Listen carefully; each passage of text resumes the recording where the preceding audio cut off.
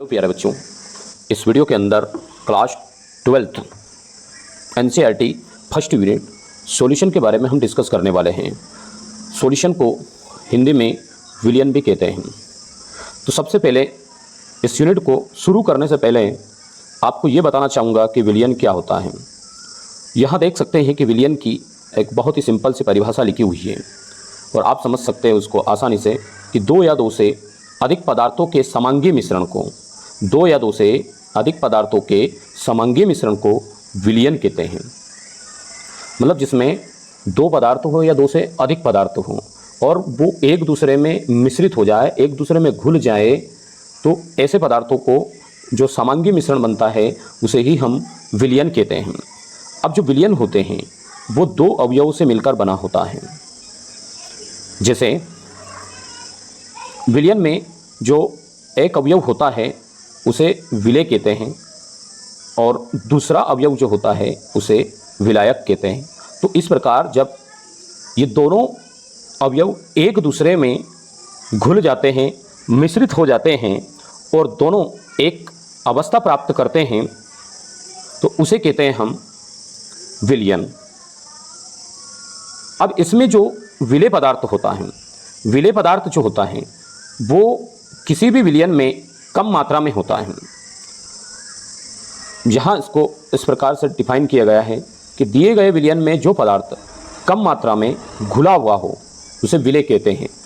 जैसे सपोज कीजिए कि एक गिलास पानी में हमने एक मुट्ठी शक्कर डाली, तो अब जो शक्कर है वो विलेय पदार्थ है, जबकि जो गिलास में भरा हुआ पानी है वो एक विलायक पदार्थ है। क्योंकि पानी जो होता है एक यूनिवर्स सॉल्वेंट होता है, वो सबको घोलने का काम करता है। यानी कि जो घोलने वाला पदार्थ होता है और अधिक मात्रा में होता है उसी को विलायक कहते हैं, और जो घुलने वाला पदार्थ होता है और कम मात्रा में होता है उसे विलेय कहते हैं। इसे सोल्यूट एंड सॉल्वेंट के नाम से भी जाना जाता है। यहाँ देख सकते हैं कि विलायक क्या होता है, दिए गए विलियन में जो पदार्थ अधिक मात्रा में घुला हो विलायक कहलाता है, तथा विलियन की भौतिक अवस्था सदैव विलायक जैसी होती है। अभी मैंने आपको एक सिंपल से उदाहरण से समझाया कि जो विलायक की फिजिकल प्रॉपर्टीज रहती है, जैसे मान ली जाए कि विलायक पदार्थ सॉलिड स्टेट में है तो जो विलियन बनेगा वो भी सॉलिड स्टेट में ही बनेगा। सपोज कीजिए कि गोल्ड है, गोल्ड एक सॉलिड स्टेट में है और उसमें यदि हम कुछ मात्रा में कॉपर मेटल को मिलाएंगे तो वो जो विलियन बनेगा वो एक ठोस विलियन होगा, लेकिन उसकी जो प्रॉपर्टी होगी वो ठोस ही होगी। और यदि हम अल्कोहल, फिनॉल, ईथर या जल में यदि कोई ऐसा ठोस पदार्थ मिला दें जो उसमें घुल जाता है तो फिर जो विलियन बनेगा उसकी प्रकृति होगी द्रव अवस्था में, वो एक लिक्विड अवस्था में पाया जाएगा। तो इस प्रकार से जो भी विलायक पदार्थ की प्रकृति होती है वो पूरे विलियन पदार्थ की प्रकृति होती है। यहाँ पर आप इन दोनों की परिभाषाएं याद कर सकते हैं और सीख सकते हैं। नेक्स्ट है कि जो विलियन होता है, विलियन द्विअंगी विलियन होते हैं। द्विअंगी विलियन मतलब ऐसा विलियन जिसमें दो अवयव, अभी मैंने बताया कि दो अवयव कौन से होते हैं, विलेय प्लस विलायक, विद्यमान हो बाइनरी सॉल्यूशन कहते हैं। मतलब उसी विलियन को जिसमें केवल दो अवयव विद्यमान होते हैं उसे हम द्विअंगी विलियन कहते हैं, और जिसमें तीन अवयव विद्यमान होते हैं उसे त्रिअंगी विलियन कहते हैं। तो इस प्रकार से दो या दो से अधिक अवयव भी उस विलियन में मौजूद हो सकते हैं। अब यदि सांद्रता के आधार पर विलियन का वर्गीकरण समझे तो सांद्रता के आधार पर जो विलियन होते हैं उनको 5 भागों में वर्गीकृत किया गया है। वो 5 भाग कौन कौन से हैं? पहला जो है तनु विलियन। और तनु विलियन क्या होता है? तनु विलियन ऐसा विलियन होता है, डाइल्यूट विलियन भी कहते हैं जिसको। तनु विलियन ऐसा विलियन होता है जिसमें विलेय कम मात्रा में घुला हुआ हो, तनु विलियन या डाइल्यूट सॉल्यूशन कहलाता है। कहने का तात्पर्य ये है, सिंपल से शब्दों में हम समझ सकते हैं कि जैसे ये कोई एक पात्र है और इस पात्र में कोई एक अवयव जिसे विलेय कहते हैं की मात्रा विद्यमान है, और मान ली जाए कि विलेय जो हैं ये केवल 100 मिलीलीटर हैं, 100 मिलीलीटर हैं। जबकि एक दूसरा अवयव जो है, दूसरा अवयव विलायक है, और विलायक जो है इसमें 900 मिलीलीटर, 900 मिलीलीटर हैं। तो यदि इन दोनों अवयव की क्वांटिटी बताना चाहूँ तो इन दोनों अवयव की क्वांटिटी होगी 1000 मिलीलीटर। अब इस 1000 मिलीलीटर में यदि आपसे मैं सवाल करूं कि इन दोनों में से विलेय कौन है और विलायक कौन है, तो आपका सिंपल सा जवाब होगा कि सर जो 100 मिलीलीटर हैं, अभी आपने बताया कि विलेय पदार्थ हैं उसकी क्वांटिटी कम मात्रा में होती है, तो 100 मिलीलीटर जो है वो पदार्थ विलेय होगा और 900 मिलीलीटर जो पदार्थ है वो विलायक होगा। तो अब यदि मैं पूछूं कि ये जो विलयन बना हुआ है, इस विलयन में ज़्यादा मात्रा किसकी होगी, तो आपका जवाब होगा कि ज़्यादा मात्रा उस पदार्थ की होगी जो विलयन में ज़्यादा क्वांटिटी में है, जो 900 मिलीलीटर है। तो 900 मिलीलीटर जो पदार्थ है वो क्या होगा, विलायक होगा। मतलब जिसकी मात्रा ज़्यादा होगी वो विलायक होगा, और विलायक की मात्रा इस एग्जाम्पल में 900 मिलीलीटर है तो ये विलायक है। यानी कि सिंपल सी बात है कि ऐसा विलयन जिसमें विलेय की मात्रा बहुत कम होती है जबकि विलायक की मात्रा अधिक होती है, तनु विलयन कहलाता है। जैसे उदाहरण के लिए एक और सिंपल सा उदाहरण मैं बताता हूँ कि 1 लीटर पानी में यदि हम 1 मुट्ठी नमक डालेंगे तो जो विलयन बनेगा उसकी सांद्रता पर कोई प्रभाव नहीं पड़ेगा, और विलेय के जो कण हैं वो उस विलायक में नेग्लिजिबल रहेंगे, कोई उस पर असर नहीं पड़ेगा उसकी कंसंट्रेशन पर।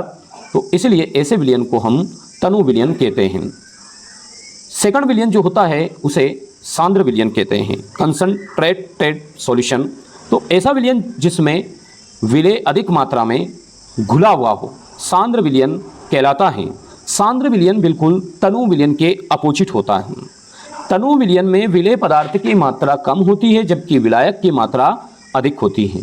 इसी प्रकार सांद्र विलयन में विलायक की मात्रा जो होती है वो कम होती है और विलेय पदार्थ की मात्रा अधिक होती है। जैसे यदि उसी उदाहरण में जो हमने तनु विलयन में देखा है, उसी उदाहरण में यदि मैं 900 मिलीलीटर यदि विलेय पदार्थ कर दूं और 100 मिलीलीटर विलायक पदार्थ कर दूं तो इस विलयन को सांद्र विलयन कहेंगे। सांद्र विलयन का मतलब ये है कि जिसकी सांद्रता अधिक होती है, यानी कि जो विलयन प्रकृति में गाढ़ा होता है उसे सांद्र विलयन कहते हैं। तो ये 2 प्रकार के विलयन सांद्रता के आधार पर हमने देखे हैं, तनु विलयन और सांद्र विलयन। नेक्स्ट प्रकार का जो विलयन है वो विलयन होता है संतृप्त विलयन। संतृप्त विलयन क्या होता है, तो संतृप्त विलयन को सैचुरेटेड सॉल्यूशन भी कहते हैं। ऐसा विलयन जिसमें स्थिर ताप पर, ऐसा विलयन जिसमें स्थिर ताप पर और अधिक मात्रा में विलेय को नहीं घोला जा सके, संतृप्त विलयन कहलाता है। जब हम किसी भी विलायक में विलेय पदार्थ की मात्रा को घोलते हैं तो हम धीरे धीरे करके उस विलायक में विलेय पदार्थ को घोलते रहते हैं, लेकिन एक समय ऐसा आता है कि हम और अधिक विलेय पदार्थ को नहीं घोल सकते हैं, तो उस विलयन को कहते हैं हम संतृप्त विलयन। मतलब वो विलयन फिर लिक्विड अवस्था से सॉलिड अवस्था में पहुंच जाता है। उदाहरण के लिए हमने 1 गिलास पानी लिया और उसमें थोड़ी थोड़ी एक एक चिमटी करके हम शक्कर डालते गए, तो धीरे धीरे शक्कर डालते गए, लेकिन एक समय ऐसा भी आएगा जब हम उस गिलास में और अगर शक्कर डालेंगे तो वो शक्कर फिर उस पानी में घुल नहीं पाएगी। क्यों? क्योंकि उसकी सांद्रता बढ़ जाएगी, वो एक सांद्र विलयन बन जाता है। और सांद्र विलयन से आगे जो विलयन होता है उसे ही संतृप्त विलयन कहते हैं। मतलब उसमें विलेय की मात्रा को और नहीं घोल सकते हैं, ऐसा विलयन संतृप्त विलयन कहलाता है। यदि नेक्स्ट विलयन देखें तो नेक्स्ट विलयन जो होता है वो है असंतृप्त विलयन। असंतृप्त विलयन ऐसा विलयन होता है जिसमें विलेय पदार्थ की मात्रा विलायक में और घोल सकते हैं। ऐसा विलयन जिसमें स्थिर ताप पर, मतलब टेम्परेचर में बिना कोई परिवर्तन किए विलेय को और अधिक मात्रा में घोला जा सकता है, असंतृप्त विलयन कहलाता है। मतलब जो तनु विलयन है उसी को असंतृप्त विलयन कहते हैं, और जो सांद्र विलयन है उसी को संतृप्त विलयन कहते हैं। सांद्र का मतलब होता है गाढ़ा और तनु का मतलब होता है पतला। तो जो पतला विलयन होगा जिसमें विलय की मात्रा कम होगी, उसमें हम विलय की मात्रा को और इंक्रीज कर सकते हैं और उसको सांद्र विलयन में बदल सकते हैं। अब यहाँ पर 4 प्रकार के विलयन हमने देखे हैं। मुझे पता है कि आपको बहुत अच्छे से समझ में आ गया होगा।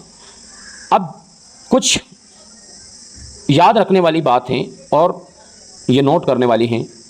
यदि विलयन में विलय तथा विलायक यानी कि सोल्यूट एंड सॉल्वेंट की मात्रा समान ली जाए, तब वह पदार्थ जिसका घनत्व कम होता है सदैव विलायक की तरह कार्य करता है। विलयन के निर्माण में निम्न पद उपयोग में लिए जाते हैं। अब जैसे मैंने तनु विलयन बताया, तो तनु विलयन में विलय पदार्थ की मात्रा कम होती है, जबकि विलायक पदार्थ की मात्रा अधिक होती है। और सांद्र विलयन में इसके अपोजिट होता है। सांद्र विलयन में विलय पदार्थ की मात्रा तो अधिक होती है और विलायक की कम होती है। अब सिंपली आपके दिमाग में एक सवाल आता होगा कि सर ऐसे विलयन को क्या कहेंगे जिसमें विलय और विलायक दोनों की मात्रा समान होती है। सपोज कीजिए कि 200 मिलीलीटर का एक विलयन है और उसमें 100 मिलीलीटर विलय पदार्थ हैं और 100 मिलीलीटर विलायक पदार्थ हैं, तो फिर इस विलयन को क्या कहेंगे? 100 मिलीलीटर तो विलय ले लिया और 100 मिलीलीटर ही हमने क्या ले लिया? विलायक ले लिया। तो इस विलयन को क्या नाम दिया जाएगा? अब हम इसको क्या सांद्र कहेंगे या तनु कहेंगे या फिर संतृप्त या असंतृप्त कहेंगे? चारों प्रकार के विलयन में से कौन से प्रकार का विलयन कहेंगे? तो इस नोट में आप क्लियर देख सकते हैं, मैंने मेंशन किया हुआ है कि यदि विलयन में विलय तथा विलायक की मात्रा समान ली जाए, तब वह पदार्थ जिसका घनत्व जिसकी डेंसिटी कम होती है सदैव विलायक की तरह कार्य करता है। विलयन के निर्माण में निम्न 3 पद प्रयोग किए जाते हैं। 3 स्टेप को फॉलो करना होते हैं जो आगे मैं आपको बताऊंगा, लेकिन इस नोट का पहले कुछ मतलब समझ लीजिए एक उदाहरण के द्वारा। सपोज कीजिए कि 100 मिलीलीटर पानी में मैंने 100 मिलीलीटर शहद घोल दी।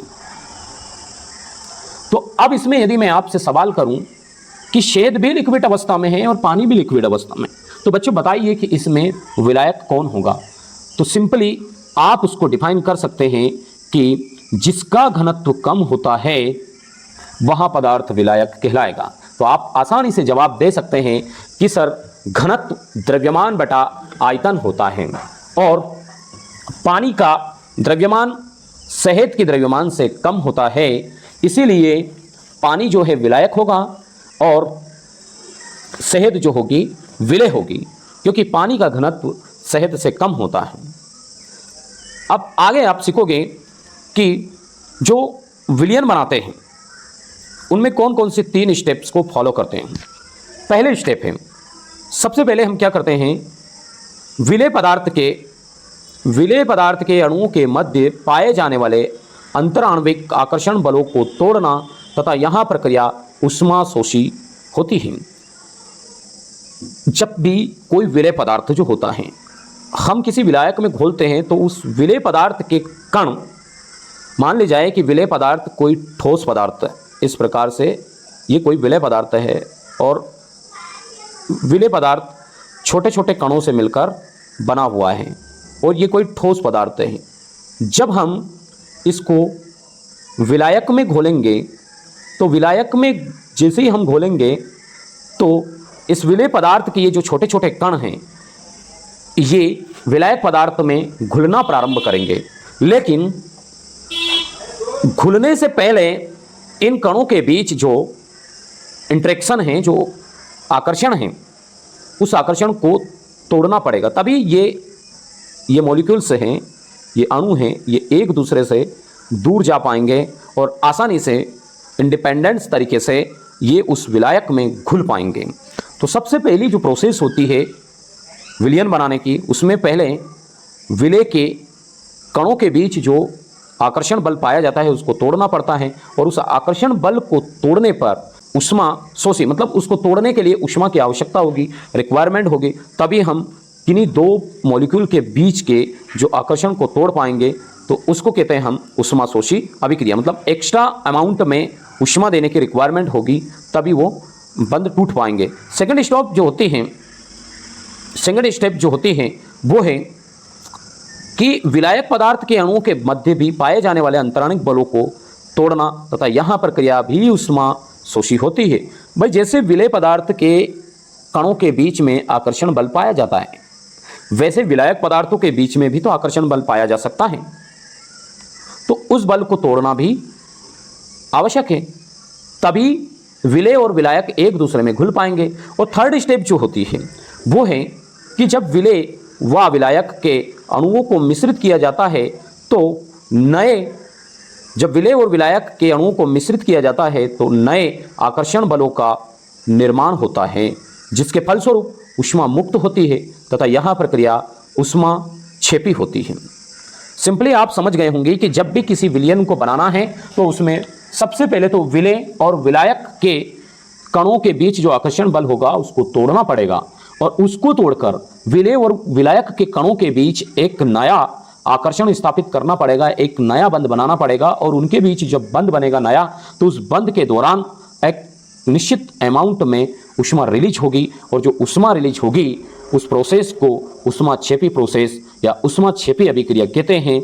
जब भी कोई नया बंध बनता है तो उस रिएक्शंस के दौरान ऊष्मा रिलीज होती है और उस अभिक्रिया को ऊष्मा छेपी अभिक्रिया कहते हैं। जबकि कोई पुराना बंध जब भी तोड़ना होता है तो उस अभिक्रिया में ऊष्मा की रिक्वायरमेंट होती है और बाहर से एक एक्स्ट्रा अमाउंट में एनर्जी देनी पड़ती है, तो उस एक्स्ट्रा एनर्जी देने की जो प्रोसेस होती है उसको ऊष्मा शोषी अभिक्रिया कहते हैं।